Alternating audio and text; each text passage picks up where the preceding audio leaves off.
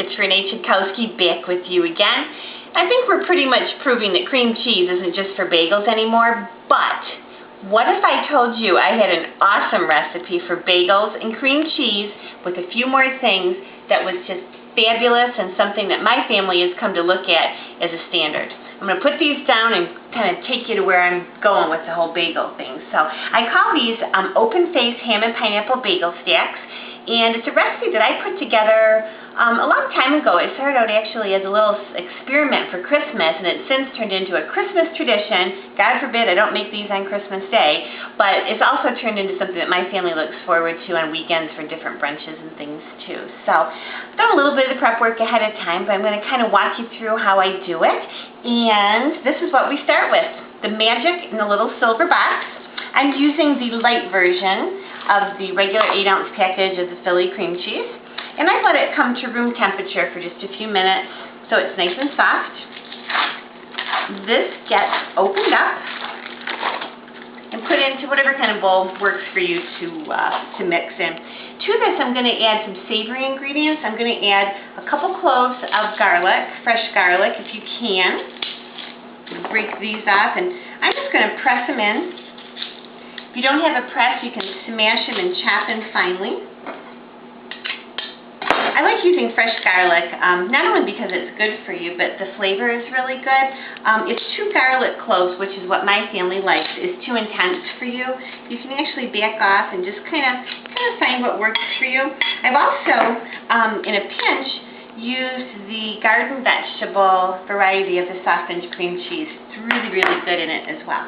So, okay, this is going to get mixed up a little bit. I try to mix in the garlic first just to make sure it gets mixed in well. So I'm going to do that. And then I'm going to add some green onions. And I like using just the tops of the green onions. It gives it color and flavor. I'm going to show you one more little trick I do. See these wonderfully growing green onions here? I have them in a juice glass with about a ½ inch of water with the stem still on. I learned this from a farmer at the market at the Michigan State Fair probably 20 years ago, and he told me that if you just leave the stems in water like this, they'll continue to grow, and you can just harvest from the top down. So if I don't use them very often, they grow like crazy. Everybody thinks that my husband gives me green onions for anniversary, but it's just kind of a nice way to save a few bucks.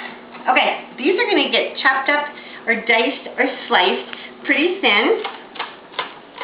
Just like this. They have a really nice fragrance and a really nice color. I'm not saying you can't use the whites, but I actually prefer it when it's a little milder like this.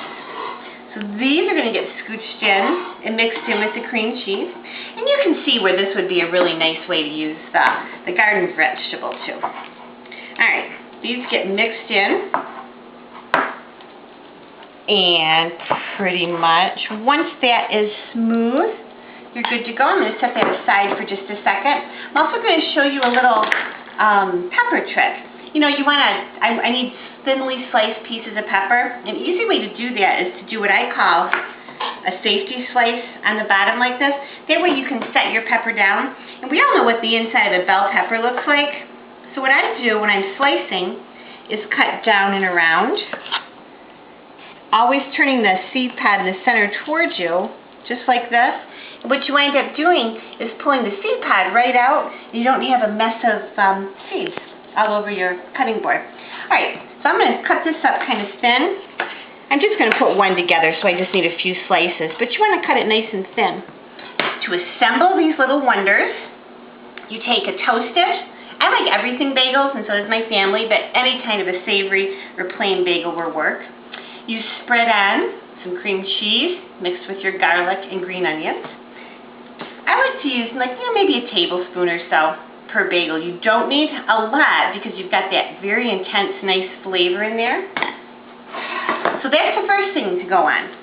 Second thing to go on is some nice ham.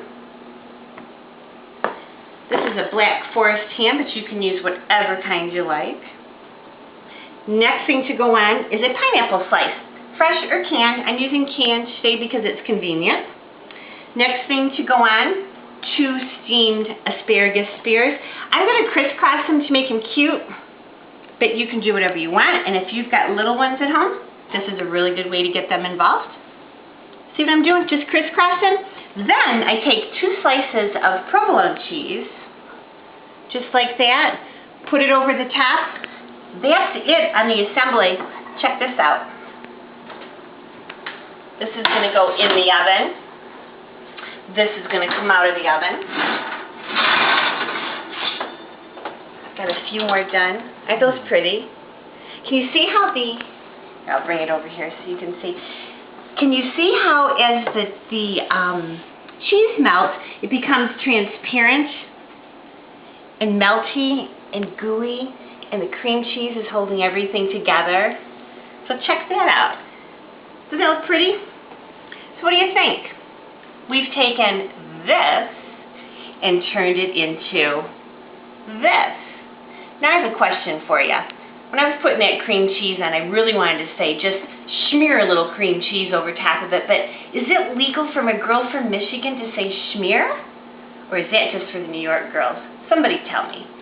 Thanks again for joining me. These are ham and pineapple bagel stacks.